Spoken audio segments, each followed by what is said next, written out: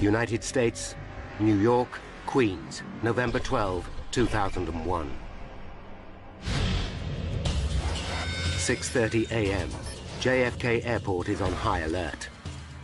The atrocity of 9/11 is still fresh in the minds of Americans. And for everyone in the airline industry, security is a major concern. On the tarmac, the crew of American Airlines Flight 587 prepare for a 3.5-hour flight to the Dominican Republic.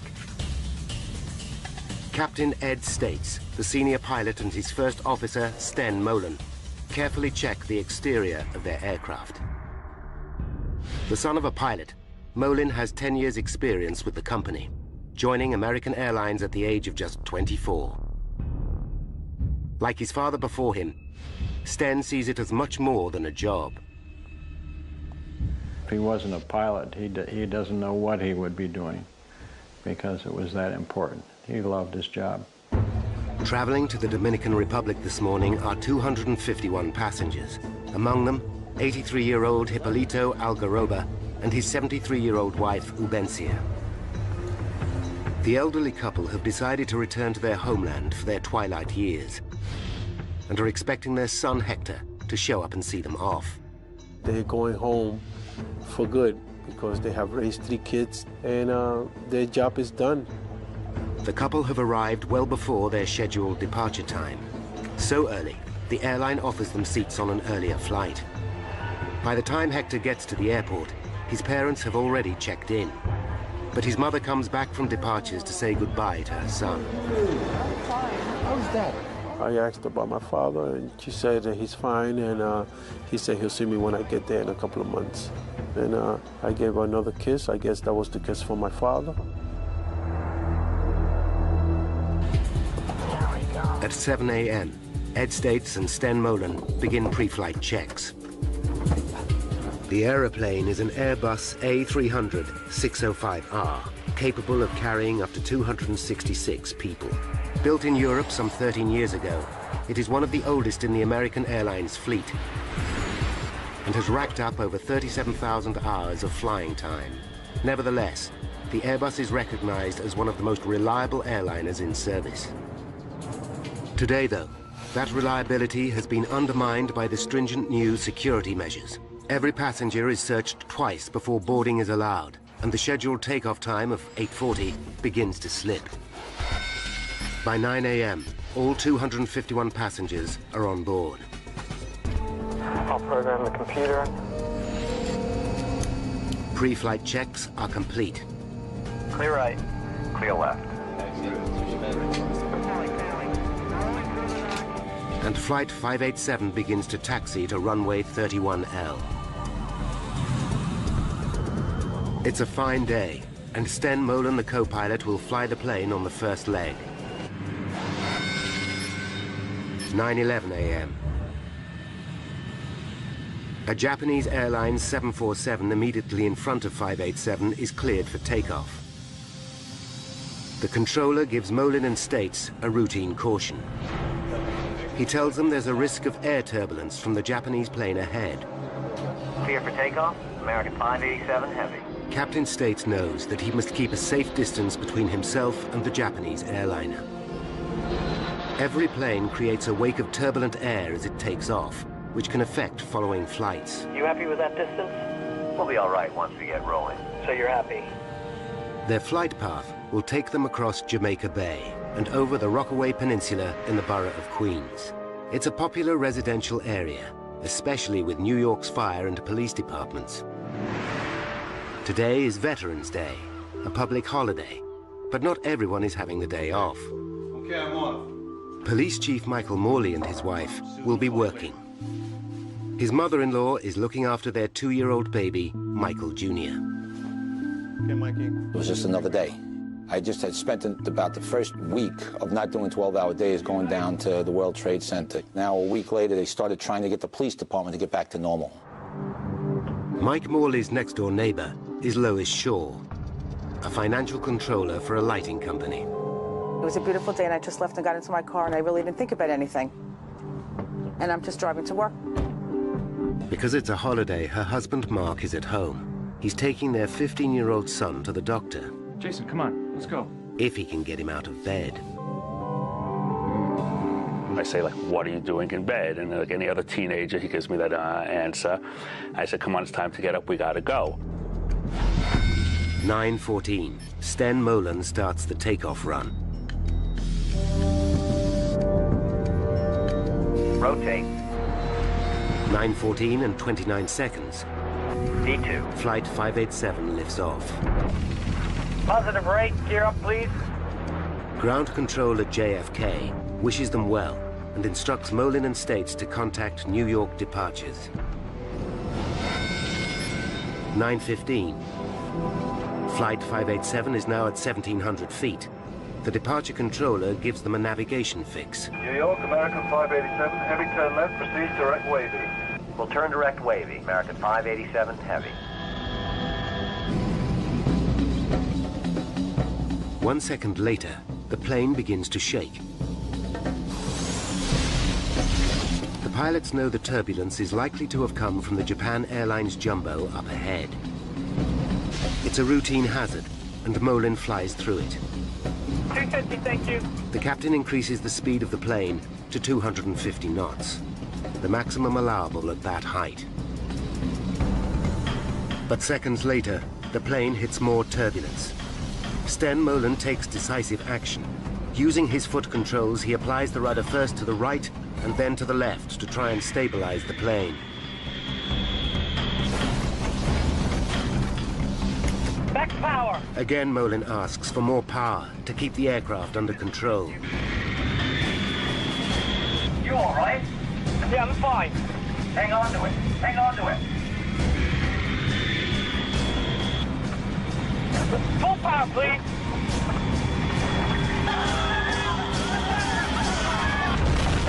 Holy! Less than 2 minutes into their journey, Flight 587 is in deep trouble. The lives of 260 people in the air and many more below are in mortal danger. 89 seconds after takeoff, Flight 587 is in trouble. In the cockpit, co-pilot Sten Molen is fighting the controls. What the hell are we into? I'm stuck in it! Get out of it! Get out of it! Far below, 53-year-old Pete Hayden, Deputy Chief of the New York Fire Department, is taking his first day off since September 11th. His attention is drawn to a plane making an unusual straining noise. It's struggling. I look up. It's lower in the sky than normal. I'm watching it, and the plane suddenly begins to break apart. Holy!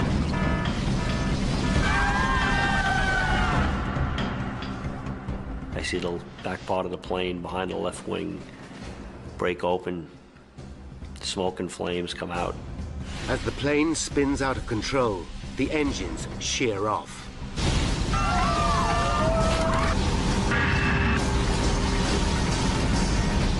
Mark Shaw, still trying to wake his son, also hears the plane. And I think that it sounds just like the Concorde. Come on, Jason. You know you have a doctor's appointment today. Come on, get up. The house starts to shake.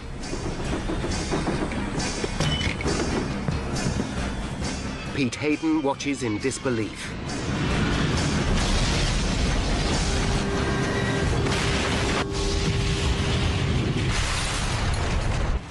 At 9:16 and 15 seconds, Flight 587 slams into the ground.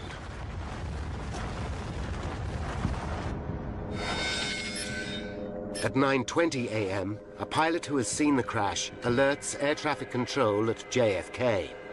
Yeah, look out to the south of the aircraft crashing. Say again? An aircraft just crashed to the south of the field. An aircraft crashed south of the field? Aircraft fireball. Controllers see a black pall of smoke over the suburb of Rockaway.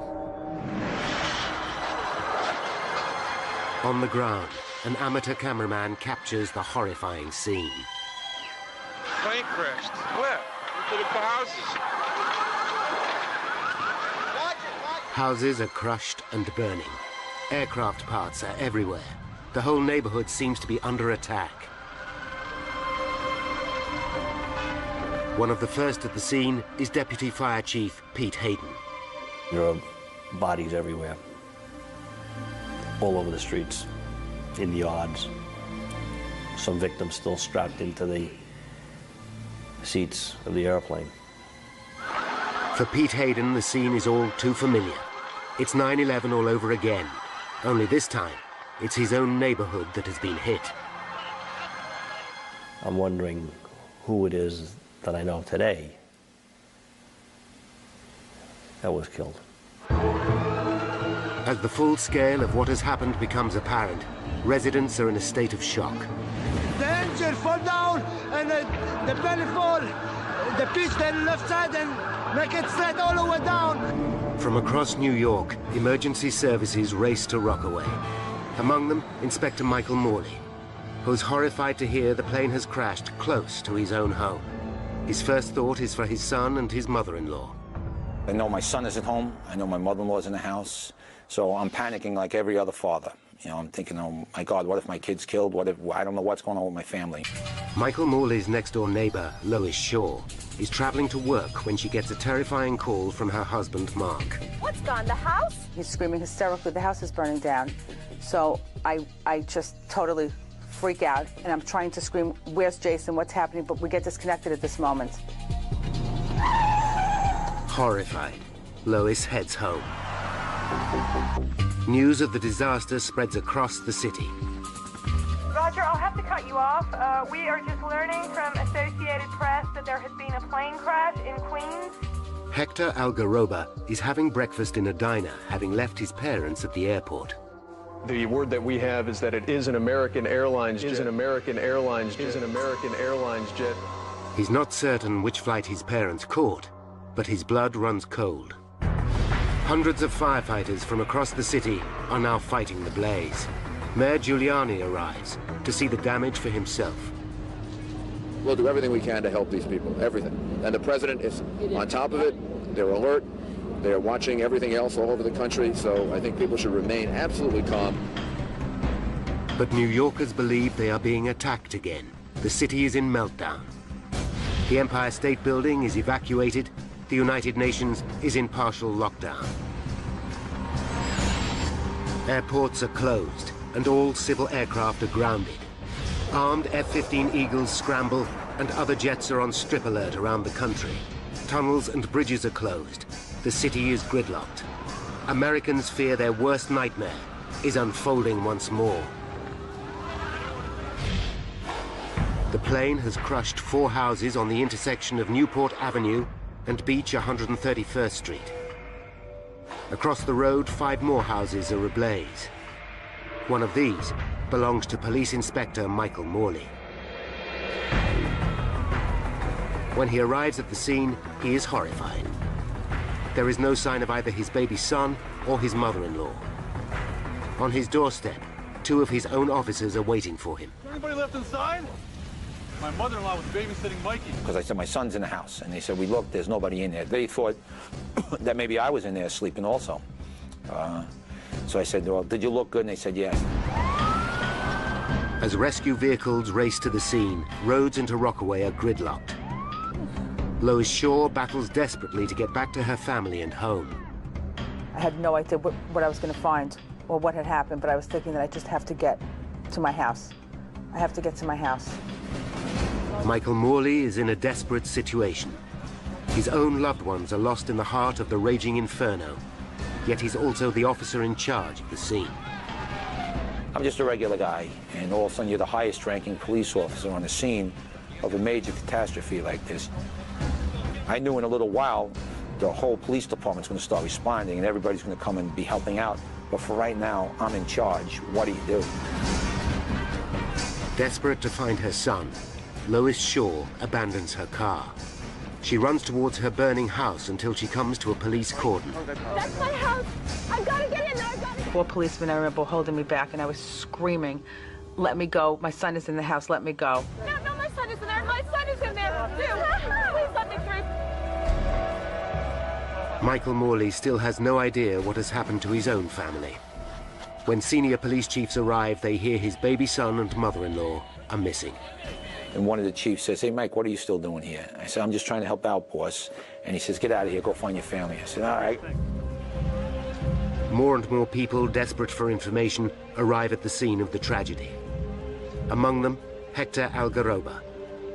He believes his parents were on the plane, but he's praying for a miracle. The hope was somehow all the smoke and all the fire that I'm seeing is from some sort of impact of the plane trying to land. And there has been a lot of people that survive. I'm trying to cling to whatever hope, because the last thing a human being loses in life is hope. In the middle of the carnage, Lois Shaw is still looking for her family. I'm running to see if Jason is alive, and I feel unreal. All I see ahead of me is smoke. I can't see anything. Michael Morley races frantically from house to house, desperately hoping his loved ones will be sheltering with a neighbor. Eleanor! Anybody who's a parent, you lose your kid in a Kmart or a Walmart or something like that, and you just get that panic and your stomach goes into knots and you start sweating, you're getting nervous, and you don't want to think the worst, but you can't think of it, and then just magnify that by, 100 times because a plane crash just was right on your house. Jason, answer me, Mark! Then, Lois Shaw hears the shout she's longing for. And I looked, and that's when I saw Jason and Mark. Lois! Lois, we're over here! Once I saw him alive, at that moment, that was all that I really cared about. Nothing else really mattered. Oh my God, are you okay? Oh, Jason! Jason and his father are alive and well. They got out of the house with seconds to spare. Oh my God, thank God! Oh, thank God, you're okay. Give her a big hug. She was hysterical crying. That's when and then she was like, "What? Are you okay? Are you okay?" I was like I didn't really have any emotions. It was just good to be together. A block away, Michael Morley is still frantically searching when a neighbor calls him over. Hey, Mike, get over here! They're right there! They're right there! I saw him. It was a fantastic feeling because 2 seconds earlier, I'm starting to panic, thinking maybe they really were dead, and you turn around and there they were. My son was crying when he saw me, and you get worked up when your son's crying, and my eyes started getting wet. So I just held him for about 5 minutes. But for each moment of joy, there are 100 of despair.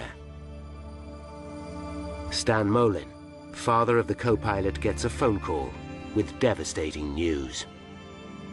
Told him that call came in, you can sort of, hope that it was a different airplane. But that was the oh no, this can't be moment.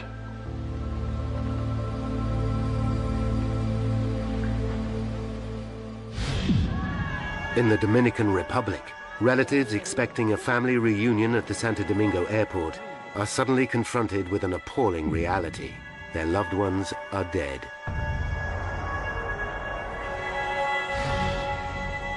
Hector cannot leave until he knows what has happened to his parents. He waits, hoping desperately. With the fire under control, the body count and identification of victims is underway. Mayor Giuliani holds a press conference. We have so far recovered 132 bodies. And as the governor said, there were 255 people and crew members that were listed on the manifest. And I want to again express my sympathy and condolences to everyone involved. After the announcement, Giuliani meets the bereaved families and personally gives Hector the news he is dreading. He hugged me and gave me his condolences by telling me that my parents were on that flight.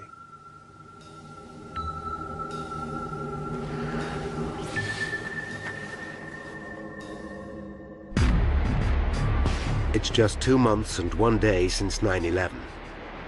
The parallels with America's worst terrorist outrage are striking. America looks to the White House for answers. At 12 p.m., White House Press Secretary Ari Fleischer makes a statement. First, information is always subject to change. We have not ruled anything in, not ruled anything out. Then President Bush interrupts a meeting with Nelson Mandela to make a statement. We sent our FEMA teams over. The FBI is over there. And this investigation is being led by the National Transportation Safety Board to make sure that the facts are fully known to the American people. How did Flight 587 end in catastrophe? Why did one of the most reliable aircraft in service break up in midair and come crashing down on a residential suburb? Now, by going deep into the investigation, we can reveal the facts behind one of the worst aviation disasters in US history, and how the truth sent shockwaves through the entire industry. Less than an hour after the crash, 21 NTSB officials, the GO team as they are called, are on their way. The man in charge is Bob Benson, a veteran investigator who's handled 94 major air disasters, including the 1988 Lockerbie bombing over Scotland. But not even Lockerbie can prepare him for pressure like this. It was particularly important for us to get this one right the first time. There was no payback in changing our minds or anything like that. Benson knows that the early hours of an investigation are the most critical. His team start gathering evidence at the crash site, a dangerous, shocking, and distressing business. From a personal standpoint, I'll take deserts, I'll take cornfields, I'll take mountaintops, I'll take swamps before I'll ever investigate accidents in cities. Potentially crucial clues also come from the surrounding area and from eyewitnesses who saw the plane break up in flight. And then the whole plane shook and the tail came apart. That's all I saw, and then it, boom. Both engines landed 245 meters before the plane. One fell onto a house, the other on a service station. The location of the two engines relative to the main crash site could provide an important clue. By plotting exactly where debris has landed, investigators should be able to determine the breakup sequence. The debris is scattered everywhere. Police and army boats are called in to gather parts from Jamaica Bay. Then, Benson personally witnesses a major discovery as he drives along the coast road.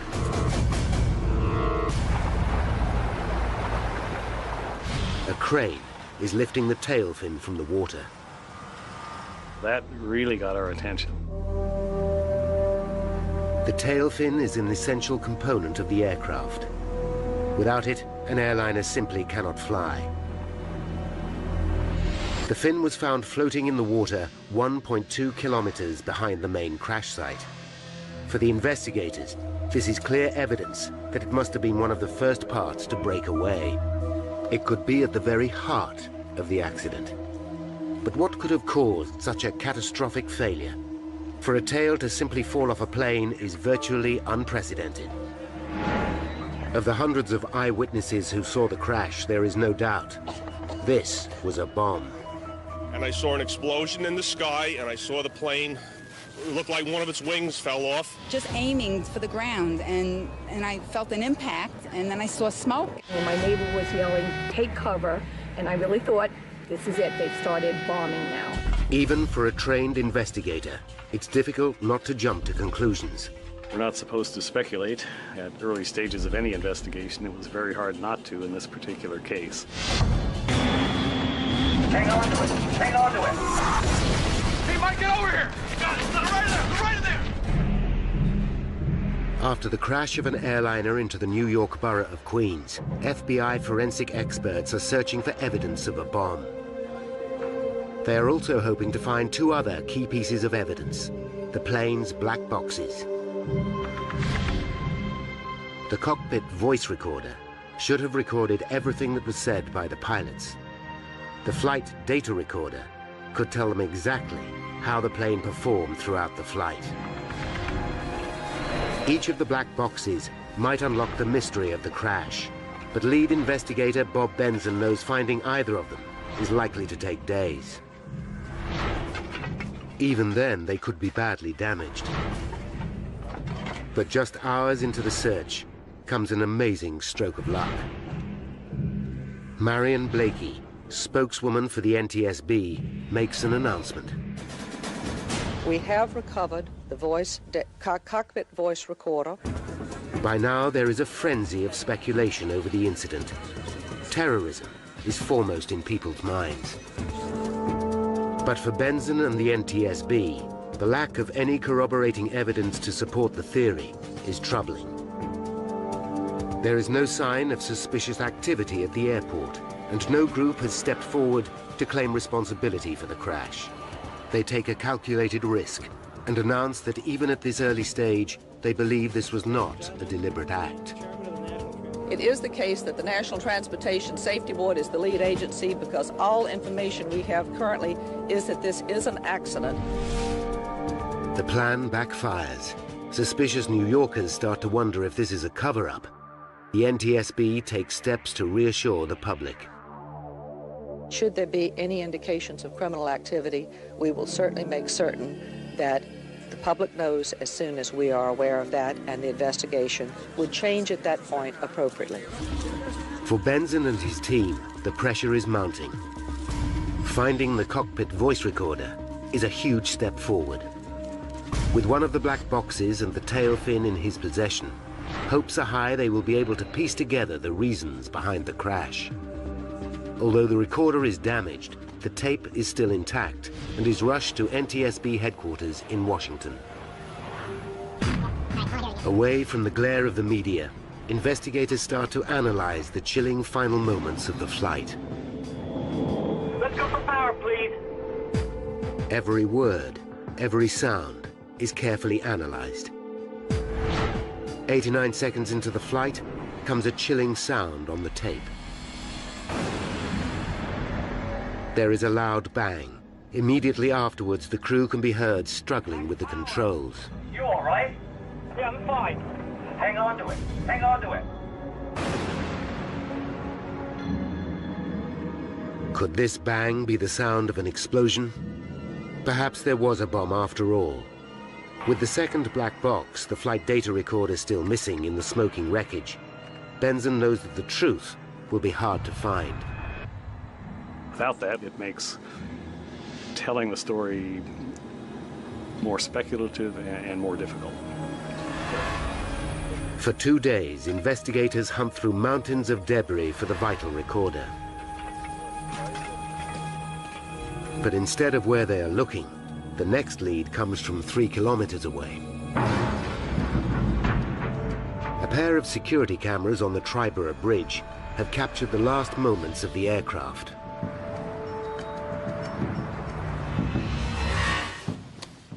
These tapes could hold the key to the disaster. In the grainy footage, the Airbus can just be seen as a black dot. On one camera, the dot disappears behind a building. Then the second camera picks it up. It shows what could be a crucial moment. A faint white streak just visible, trailing behind the aircraft. Is this the explosion seen by so many eyewitnesses? Is this the cause of the sound, after which the pilot lost control? This could be hard evidence to prove that there was a bomb, after all. The only way to find out is to compare the time. If the white streak happened at the same time as the bang captured by the voice recorder, the two are likely to be the same event. Investigators visit the site of the toll booth cameras. Using buildings as reference points, they work out exactly where and when the streak occurred. The results back up their theory that this was not a bomb. We can see that the streak began 8 seconds after the initiating accident sequence. The calculations show the streak occurred after the bang on the recorder. The flash is probably fuel escaping as the plane breaks up. This can't be the start of the accident, although it could be the reason so many people thought they saw an explosion.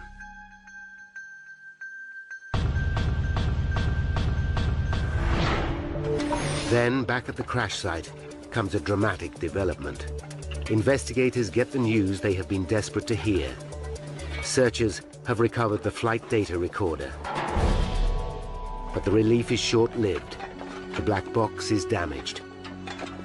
The NTSB sent it back to the manufacturers to see what, if anything, can be retrieved.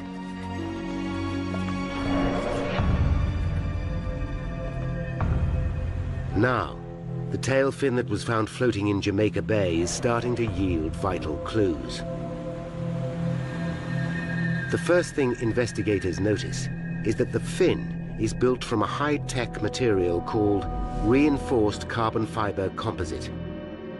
Often used in racing cars and sports equipment, composites consist of layers of carbon fibers bound tightly together with resin.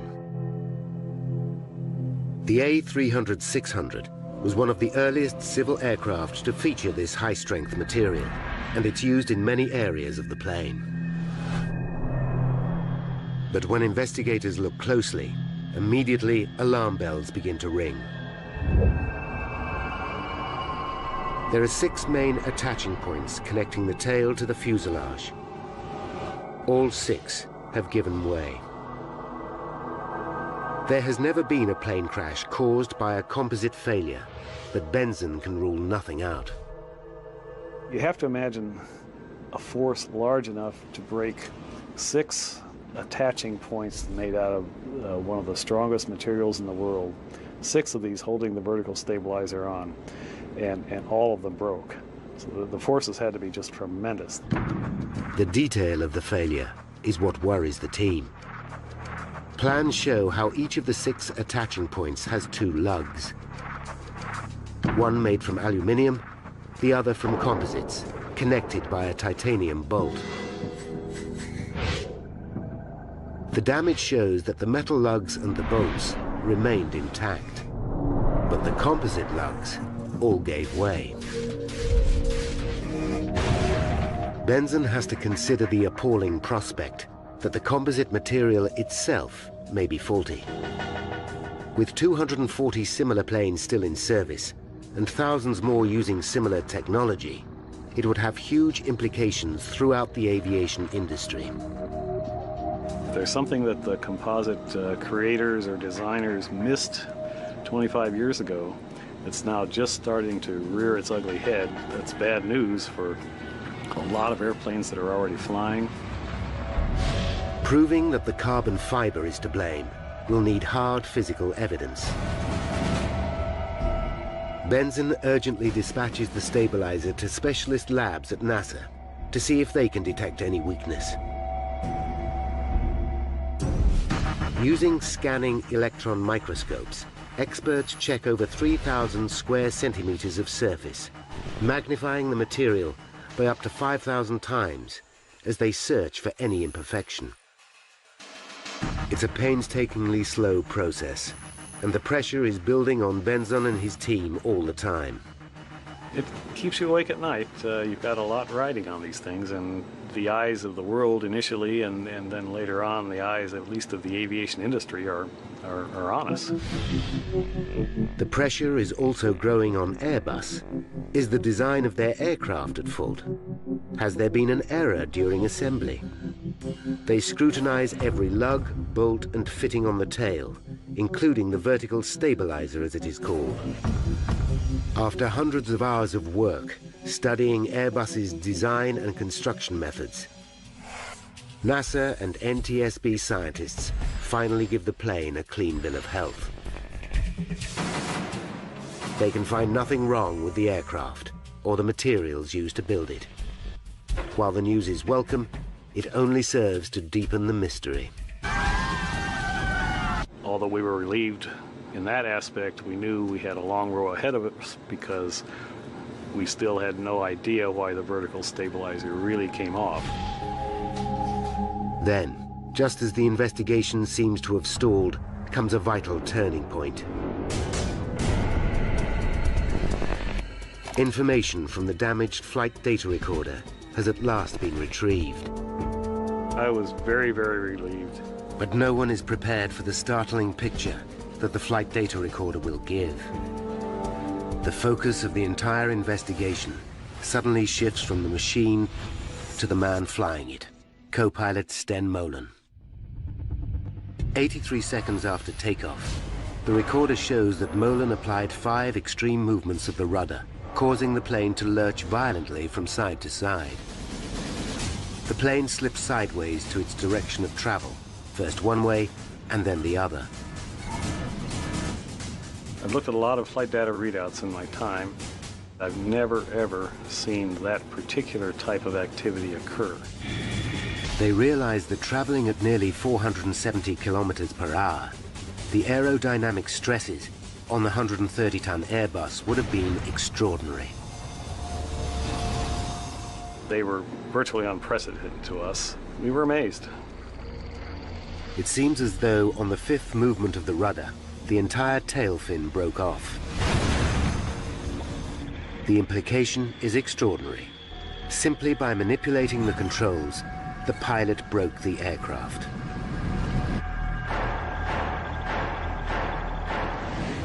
The NTSB is so concerned, they take immediate action.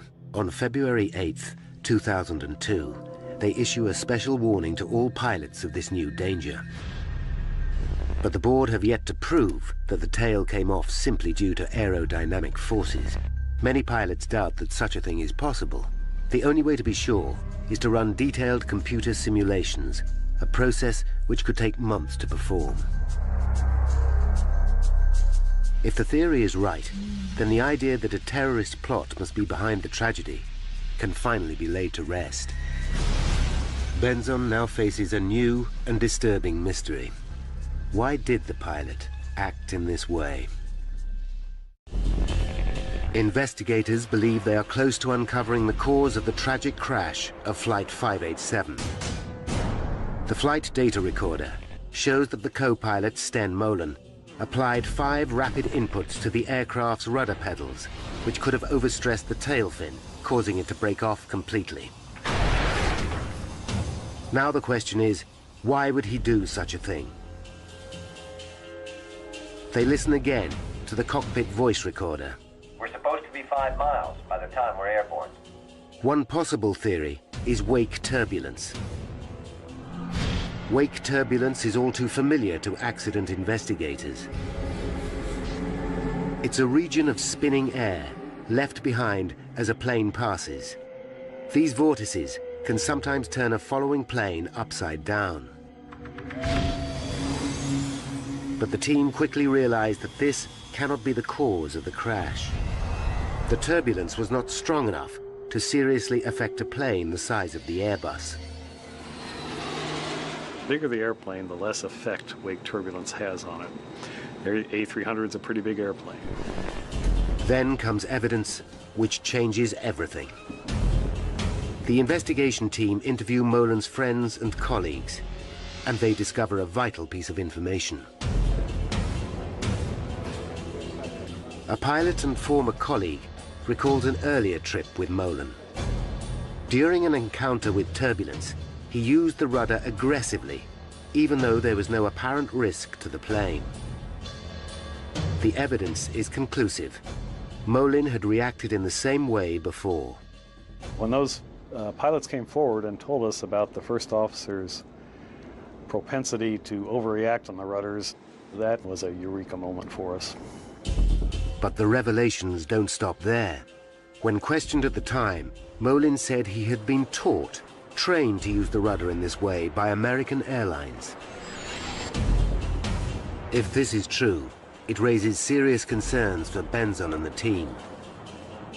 One would assume that if many pilots go through the same training program with some flaws in it, then a lot of pilots have wrong ideas about how to fly an airplane. With 712 planes in service with American Airlines, Benzon must quickly establish where the truth lies.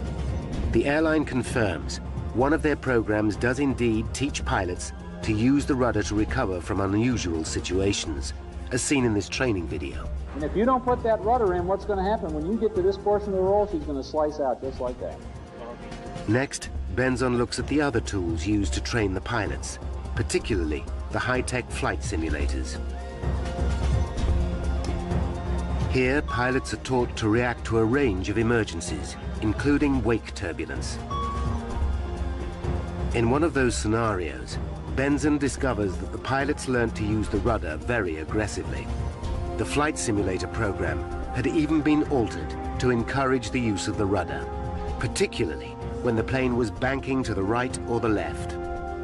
Airbus themselves had already written to the airline saying this practice was a cause for concern. The classroom work told pilots that it was permissible to use the rudder to escape from unusual attitude situations, and perhaps more importantly in the simulator, they were taught to use the rudder very, very aggressively to recover from unusual attitudes. The finding causes controversy. At a public hearing, American Airlines claimed that Airbus had not explained there were limits to the use of the rudder. I didn't know you couldn't do that. You couldn't do what? Sorry. Be aggressive with the controls. The airline also claims that the rudder system on the aircraft was very sensitive, and that pilots might not be aware how much rudder they were really applying. The NTSB investigate and discover the rudder control system is highly sensitive. What's more, the controls of the plane become more sensitive as the plane increases speed. On the ground, the rudder pedal has to be depressed by 10 centimeters to get maximum deflection. But when flying at high speed, that distance reduces to just 4 centimeters. NTSB officials are shocked to find that this system is not explained in training manuals. There was an apparent gap between what the manufacturers knew about the rudder sensitivity of the airplane and what was filtering down to the folks that actually flew them. Then finally come the results from the analysis of Molin's 5 rudder inputs. They confirm what nobody really wants to believe, that it's indeed possible to tear the tail fin from an aircraft in flight by stamping violently on the foot pedals. Now Benson and the team can see exactly what happened to Flight 587. Step by step, they have pieced together the key events that led to the tragedy. 5 minutes to disaster. Flight 587 awaits clearance for takeoff. Taxi in position and hold. As a Japanese 747 airliner takes off. 30 seconds later, Flight 587 is given a warning of wake turbulence. The land wind 260 at 1/4 pushing the turbulence. 2 minutes to disaster, Flight 587 takes off. Positive rate, gear up please.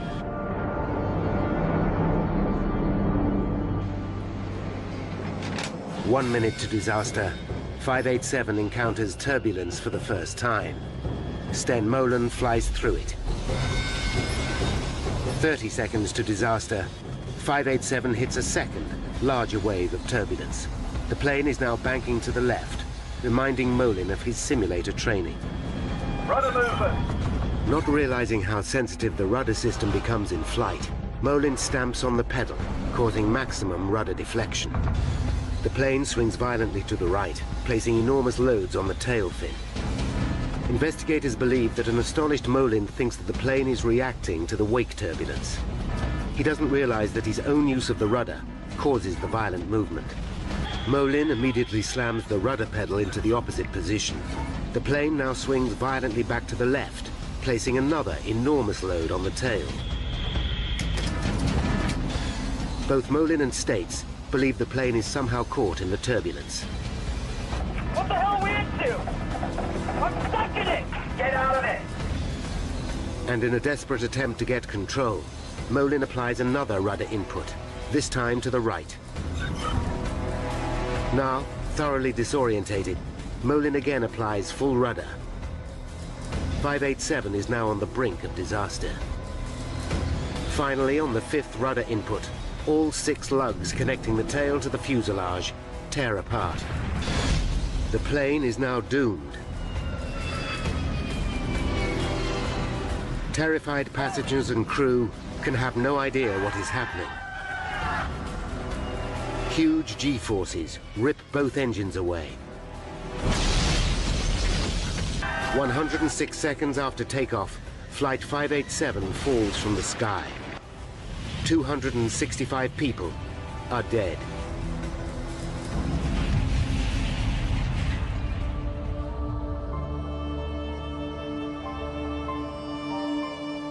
Important lessons have been learned from the tragedy.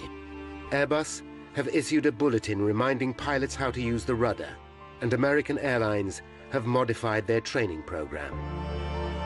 Together with the NTSB, the aviation industry has moved to ensure that such a terrible accident will never happen again.